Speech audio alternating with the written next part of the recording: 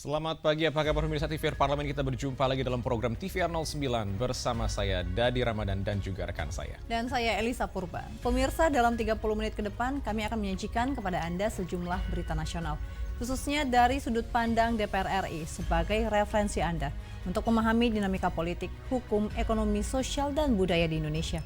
Dan pemirsa TVR Parlemen adalah TVR 09. Selengkapnya.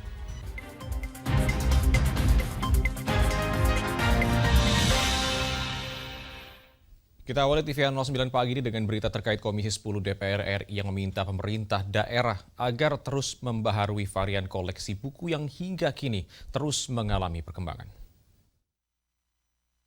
Anggota Komisi 10 DPR RI, Desi Ratnasari mengapresiasi Dinas Perpustakaan dan Kearsipan Provinsi Aceh yang sudah memberikan layanan prima bagi penyandang disabilitas. Desi memaparkan sejumlah fasilitas khusus yang disediakan diantaranya adalah ruangan khusus bagi penyandang disabilitas dan buku bacaan yang dialihkan dengan buku-buku braille. Menurutnya, fasilitas ini disediakan guna mengakomodir mereka agar dapat memanfaatkan layanan perpustakaan yang maksimal.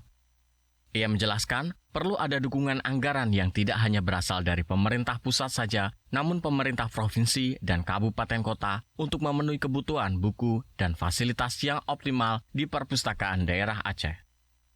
Mengupgrade isi-isi varian buku-buku di perpustakaan ini juga menjadi suatu hal yang sangat penting dan krusial, sustainability dan berkelanjutan lah, istilahnya berkelanjutan, sehingga anak-anak bangsa juga tahu apa yang terbaru.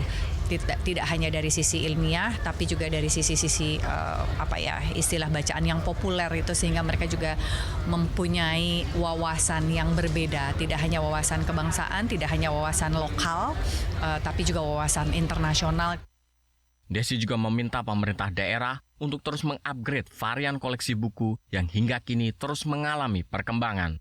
Selain itu, perlu adanya sinergi dan kolaborasi untuk menyediakan buku-buku yang bisa diakses oleh seluruh lapisan masyarakat, termasuk anak-anak serta penyandang disabilitas, khususnya bagi mereka yang tunanetra.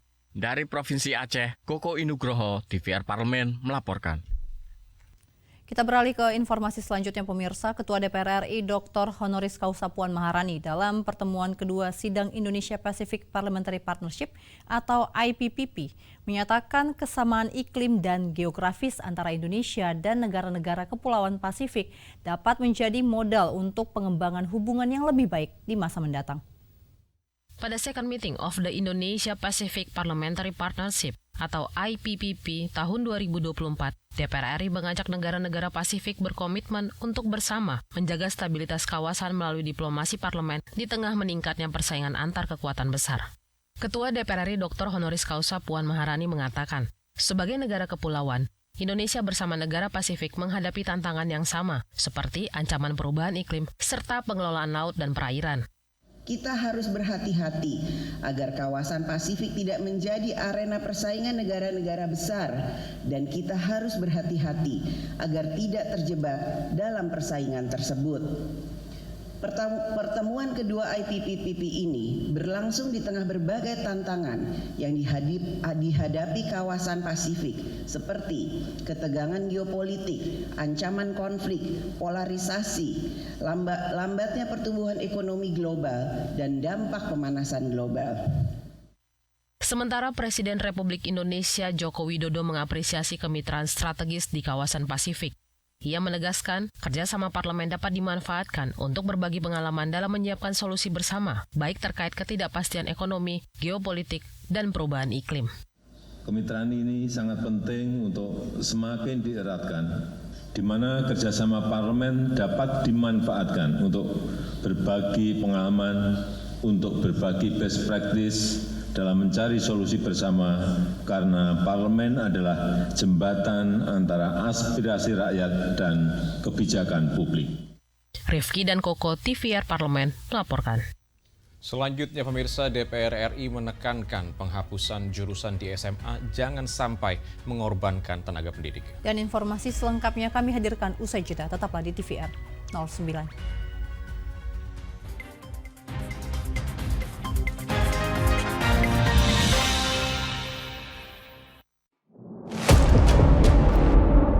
sini ditambang. Konflik yang terjadi, Di sini tidak mengizinkan. masalah yang tersisihkan menjadi kesenjangan sosial. Ya namanya rakyat kecil gak bisa apa-apa, mau komplain juga gak didengar. Sebab apa? Itu menyangkut isi perut kami semua.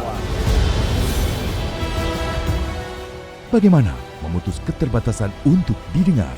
Jadi kalau misalnya masyarakat sudah merasa tidak lagi ada yang memperjuangkan aspirasinya, maka masyarakat memang sangat berhak untuk meminta dewan yang mewakili mereka di parlemen. Kami menyusuri batas-batas peristiwa, mengurai berbagai polemik yang terjadi, meluruhkan suara-suara marginal, menjadi nyata dalam setiap aspirasi, melaksanakan tugasnya sebagai wakil rakyat. Saksikan Aksi Dewan setiap hari Senin dan Rabu pukul 10.30 waktu Indonesia Barat hanya di TVR Parlemen. DPR RI memiliki fungsi diplomasi dalam menjalankan politik luar negeri sesuai dengan pasal 116 Undang-Undang MD3. Kontribusi aktif BKSAP DPR RI memainkan peranan penting dalam memenangkan persaingan global melalui IPU, IPA, IPPF, IPA, dan PUIK. BKSAP memiliki komitmen yang tinggi dalam krisis kemanusiaan dunia. Fungsi diplomasi dijalankan untuk mendukung upaya pemerintah dalam melaksanakan politik luar negeri.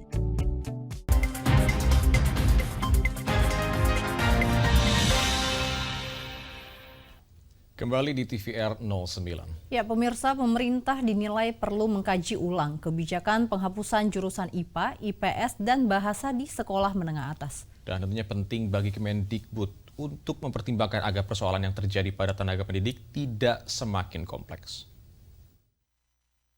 Menanggapi rencana Kemendikbudristek yang akan menghapus jurusan IPA, IPS, dan bahasa di jenjang pendidikan SMA, Komisi 10 DPR RI meminta agar dilakukan kajian mendalam guna mencegah timbulnya persoalan lain dampak dari penghapusan jurusan tersebut.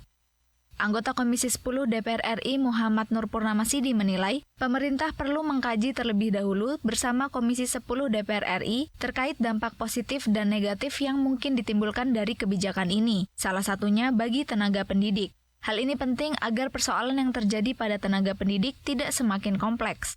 Ada masa depan yang terancam dari para tenaga pendidik kita. Nah, seharusnya solusi-solusi itu yang kemudian dibicarakan ke Komisi 10 DPR RI sehingga kemudian memiliki kekuatan keputusan politik yang lebih bisa dipertanggungjawabkan.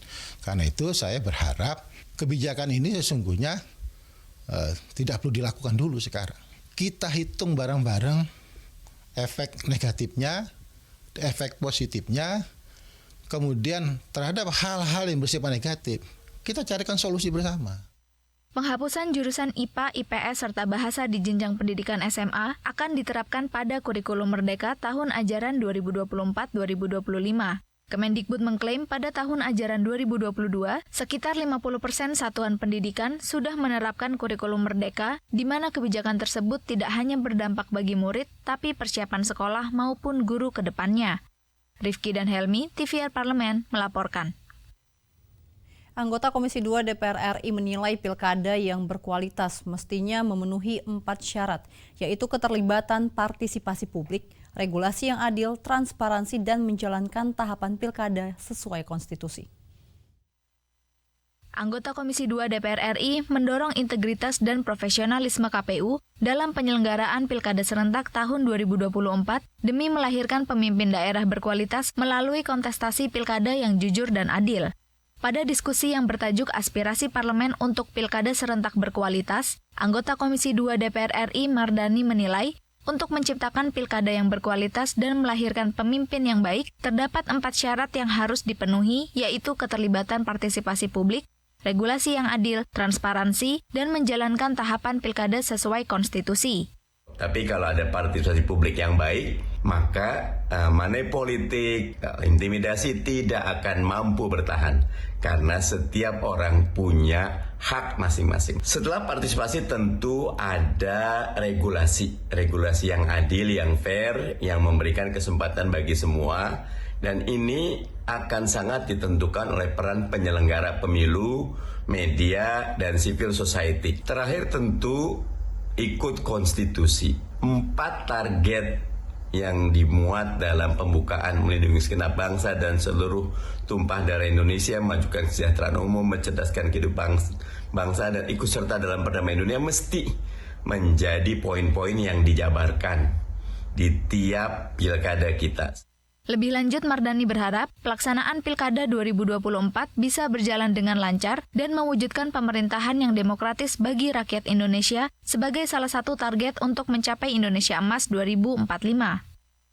Rifki dan Teddy, TVR Parlemen, melaporkan.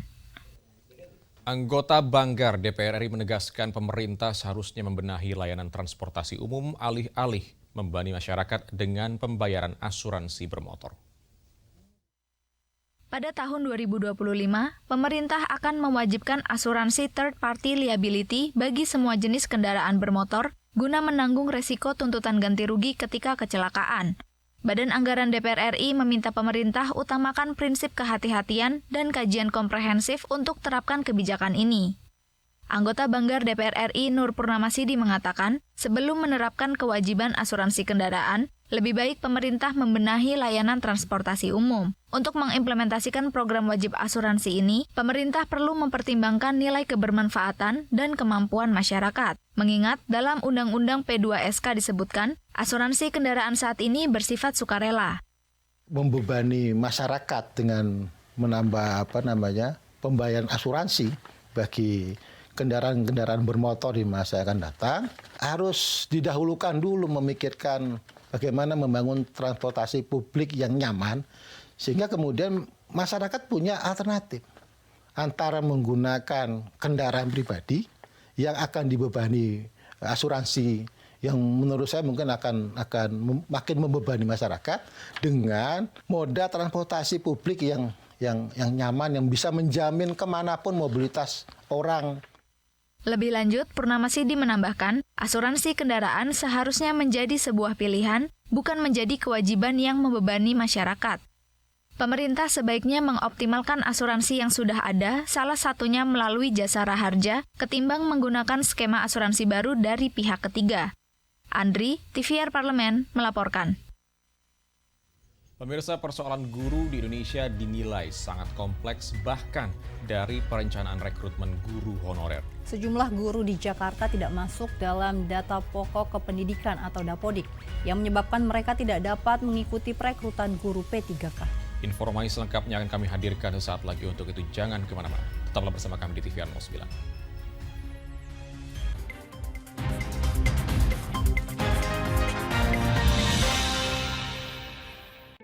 Selamat datang di Biro Pemberitaan Parlemen. Anda memasuki kawasan zona integritas menuju wilayah bebas dari korupsi atau WBK dan wilayah birokrasi bersih dan melayani atau WBBM. Biro Pemberitaan Parlemen berkomitmen penuh untuk mewujudkan wilayah bebas korupsi dan wilayah birokrasi bersih dan melayani. Komitmen kami, pejabat dan jajaran memiliki komitmen tinggi untuk mewujudkan WBK dan WBBM melalui reformasi birokrasi, khususnya dalam hal pencegahan korupsi dan peningkatan kualitas pelayanan publik. Kedua, bebas dari korupsi dengan terwujudnya wilayah bebas korupsi atau WBK, yang artinya bebas dari KKN, gratifikasi dan dari segala bentuk pungutan liar atau pungli. Terakhir, pelayanan prima dengan terwujudnya wilayah birokrasi bersih melayani, yaitu dengan meningkatnya kualitas pelayanan publik dan tercapainya kepuasan masyarakat terhadap pelayanan.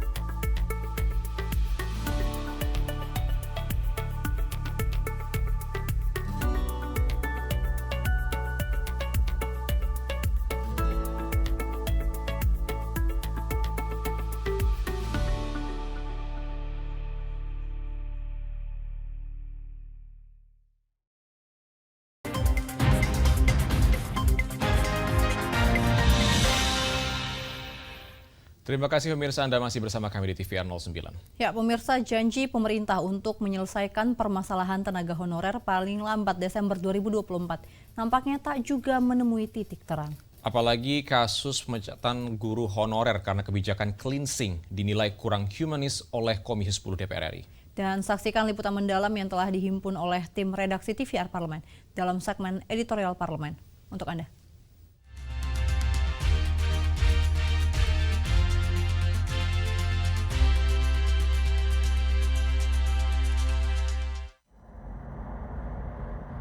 ...141 guru honorer di sekolah negeri di Jakarta sempat diberhentikan secara sepihak oleh Dinas Pendidikan Pemprov DKI Jakarta. Mereka terdampak kebijakan pembersihan atau cleansing guru honorer sebagai tindak lanjut hasil pemeriksaan BPK RI. Para guru honorer tersebut tidak masuk dalam data pokok kependidikan atau Dapodik di Kemendikbudristek. Dengan tidak tercantum di data Dapodik, guru honorer tidak bisa mengikuti perekrutan guru P3K. Meski begitu, 141 guru honorer itu sudah kembali mengajar. Komisi 10 DPR RI menilai pemecatan guru honorer karena kebijakan cleansing kurang humanis dan tidak sesuai komitmen pemerintah dalam menyelesaikan penataan tenaga non-ASN paling lambat Desember 2024. Nasib tenaga honorer termasuk guru honorer seharusnya membaik, bukan justru mengalami kemunduran. Persoalan guru di Indonesia dinilai sangat kompleks. Bahkan dari perencanaan rekrutmen guru honorer. Kebijakan di tingkat daerah seringkali tidak sinkron dengan kebijakan pusat. Rekrutmen guru honorer di daerah banyak yang tidak sesuai kualifikasi dan kebutuhan sekolah. Menurut Nuroji, berbagai proses rekrutmen guru honorer sebaiknya ditertibkan dulu, barulah pemerintah pusat dan pemerintah daerah melakukan penataan terhadap para guru honorer dengan mempertimbangkan berbagai faktor, misalnya masa pengabdian dan kualifikasi pendidikan. Pengangkatan guru honorer juga harus disesuaikan kebutuhan sekolah-sekolah di masing-masing daerah. Disesuaikan yang ada, honorer yang ada ini mau dites atau tidak dites, kebijakannya harus berani gitu. Kasih anggaran, katanya kemarin kurang anggaran kalau semua diangkat.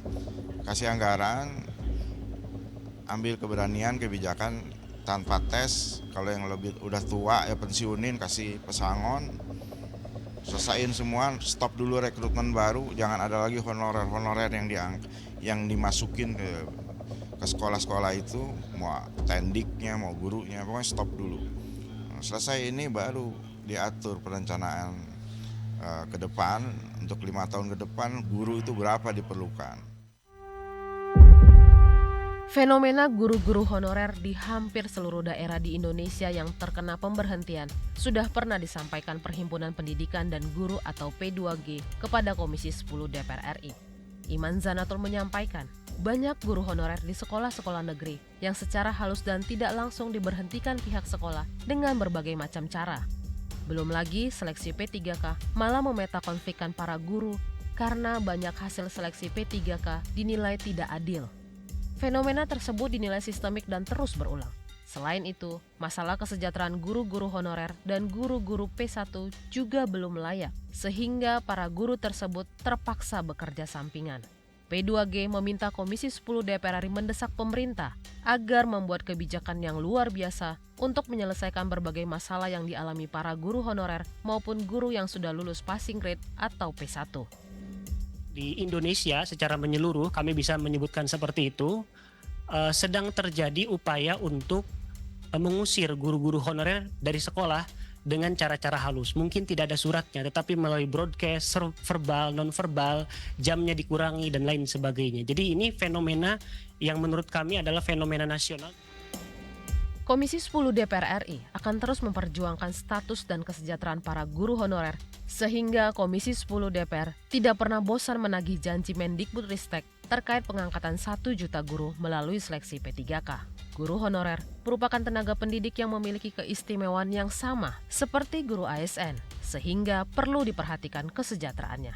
Pengangkatan para guru honorer menjadi guru P3K jangan hanya mempertimbangkan kompetensi dan profesionalitas, melainkan juga harus memperhatikan sosial dan personal setiap guru honorer, yaitu pengalaman dan pengorbanan selama masa mengajar. Mas Menteri Nadiem ini bertekad untuk mengangkat 1 juta guru honorer menjadi ASN. Nah, kami waktu itu menegaskan itu langkah yang bagus, itu program yang bagus. Karena apa? Karena pemerintah itu berhutang budi sama guru honorer itu. Pemerintah belum bisa menyiapkan kekurangan guru sebanyak 1 juta sekian pada saat itu, tahun 2021-2022. Siapa yang mengisi kekosongan? Yang mengisi kekosongan adalah guru-guru honorer. Itulah sebabnya kemudian saya membuat istilah pemerintah berhutang budi pada guru honorer, dan oleh karena itu ayo dibayar.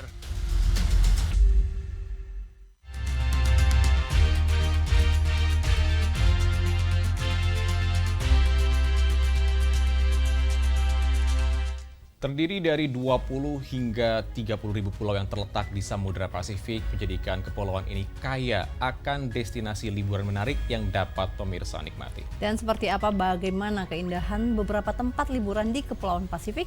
Jangan kemana-mana pemirsa, tetaplah di TVR 09.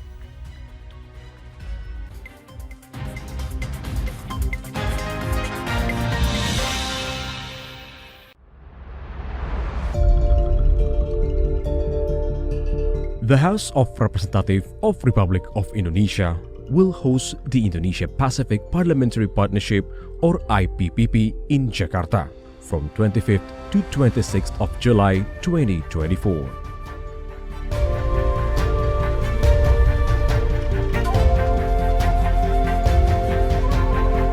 The event is initiated in order to enhance the cooperation in managing the marine resources, which drain over 70% of the sovereignty.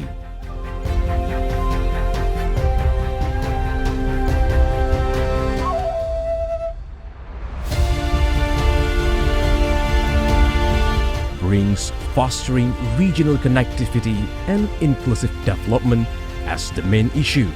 The House invites 14 countries and 2 countries under Pacific regions to participate to this international event.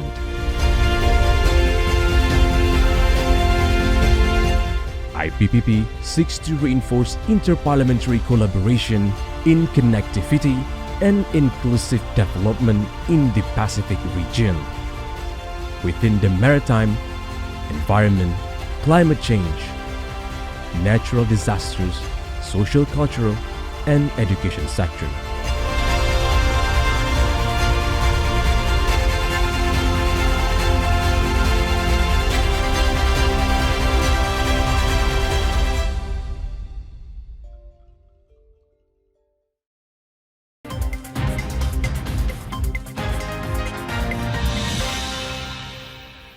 Anda kembali bersama kami di TVR 09. Dan apabila kita masih membahas terkait dengan kepulauan di Samudra Pasifik yang memiliki pemandangan alam yang memanjakan mata dan juga keindahan bak surga kepulauan tropis menjadi daya tarik kuat bagi para wisatawan tentunya. Tentu mulai dari keindahan alam hingga tradisi unik yang masyarakatnya masih pegang hingga saat ini, memberikan sensasi luar biasa bagi para wisatawan. Dan ternyata pemirsa, negara-negara di Kepulauan Pasifik ini tergabung dalam IPPP atau Forum Indonesia Pacific Parliamentary Partnership. Dan tanpa berlama-lama lagi, mari kita saksikan tayangan tempat liburan terbaik di Kepulauan Pasifik, bak surga tropis pada segmen Tips, Informasi dan Tips. Berikut ini.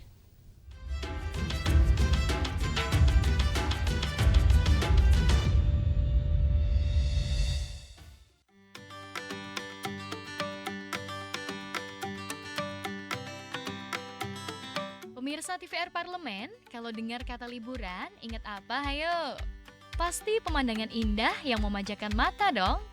Nah, Intips kali ini akan mengajak pemirsa jalan-jalan ke negara-negara kepulauan di kawasan Pasifik.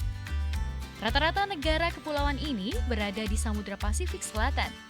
Tempat-tempat ini bisa pemirsa jadikan sebagai destinasi liburan untuk Anda yang senang berlibur ke daerah tropis. Ternyata, negara-negara ini juga tergabung dalam Forum Indonesia Pacific Parliamentary Partnership atau IPPP yang merupakan forum kerjasama Parlemen Indonesia dan negara-negara kawasan Pasifik. Pemirsa penasaran? Berikut rekomendasi 5 tempat liburan terbaik di Kepulauan Pasifik. Republik Palau berada di Samudra Pasifik Selatan, tepatnya di sebelah tenggara Filipina. keindahan alam yang memesona akan memberikan liburan yang asik dan tak terlupakan. Ada lebih dari 200 pulau vulkanik dan batu kapur yang masih asri di Palau. Hutan hijau yang lebat dan Laguna Virus yang menawan menciptakan pemandangan yang sempurna. Negara kepulauan ini menawarkan tempat terbaik menyelam dengan pemandangan surga tropis. Untuk pemirsa yang hobi snorkeling, harus kunjungi pulau ini ya. Samoa dikenal sebagai jantungnya Polinesia. Negara kepulauan ini terletak di antara Hawaii dan Selandia Baru. Dataran pantai, gunung berapi, hutan hujan yang hijau membentuk pemandangan yang sempurna. Kamu akan dimanjakan dengan air terjun, lubang sembur, gua, ladang lava, dan pantai yang indah. Terdapat pula Taman Nasional yang indah, bak surga tropis. Uniknya, ketika pemirsa berkunjung ke sini, ada sekelompok masyarakat lokal yang masih memegang tradisi uniknya. Kepulauan Cook merupakan tempat liburan terpencil yang memiliki akses mudah. Negara kepulauan ini terdiri dari 18 pulau yang terletak di antara Polinesia Prancis dan Tonga. Para wisatawan akan menikmati gabungan antara budaya modern dan tradisional. Laguna Aitutaki menjadi tempat favorit di sini. Selain itu, ada pulau kolam gua tanah yang memberikan pemirsa sensasi liburan luar biasa. Pulau ini selalu menarik hati para turis dari berbagai belahan dunia. Kepulauan Polinesia terletak di antara Australia dan California dalam kawasan Samudra Pasifik Selatan. Ada sekitar 118 pulau yang dikelompokkan menjadi 4 kepulauan vulkanik. Pemandangan alam yang menakjubkan akan membuat liburanmu spesial. Gunung hijau lumut, Laguna Virus, dan pantai berpasir menjadi landscape yang keren. Ada pula budaya yang mengagumkan. Bora Bora bisa menjadi salah satu tempat terbaik yang menawarkan liburan mewah untuk pemirsa yang ingin berlibur bersama pasangan, teman maupun keluarga. Fiji terletak di Samudra Pasifik Selatan. Kepulauan Fiji memiliki 330 pulau yang memiliki pemandangan yang menakjubkan. Pulau ini sangat cocok untuk liburan dari segala usia. Berbagai permainan air seperti skydiving, trekking, arung jeram, scuba diving, dan permainan lainnya patut Anda coba. Hutan hujan tropis, terumbu karang, dan perkebunan kelapa di Fiji melengkapi keindahan kepulauan ini. Surga tropis ini pun minim angka kejahatan. Itu tadi kelima negara kepulauan di Samudra Pasifik yang menjadi tempat terbaik untuk liburan. Pantas saja ya, kelima negara ini dan negara-negara Pasifik lainnya menjalin kerjasama dengan Indonesia dalam forum IPPP yang juga memiliki pemandangan alam yang tak kalah indah. Well, surga tropis memang selalu menawarkan sensasi liburan yang spektakuler ya.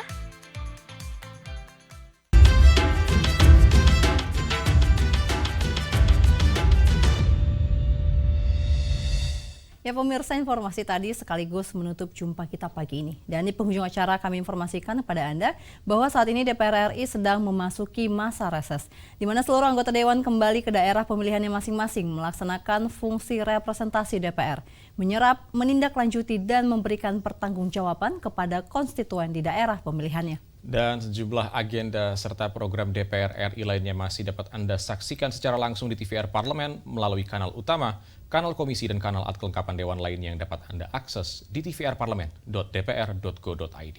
Dan pemirsa TVR Parlemen, demikianlah TVR 09 edisi pagi ini. Kami segenap kru TVR Parlemen yang bertugas mengucapkan terima kasih telah menyaksikan. Saya Elisa Purba, juga rekan saya Edi Ramadan. Sampai jumpa di TVR 09 selanjutnya. TVR Parlemen, referensi Indonesia.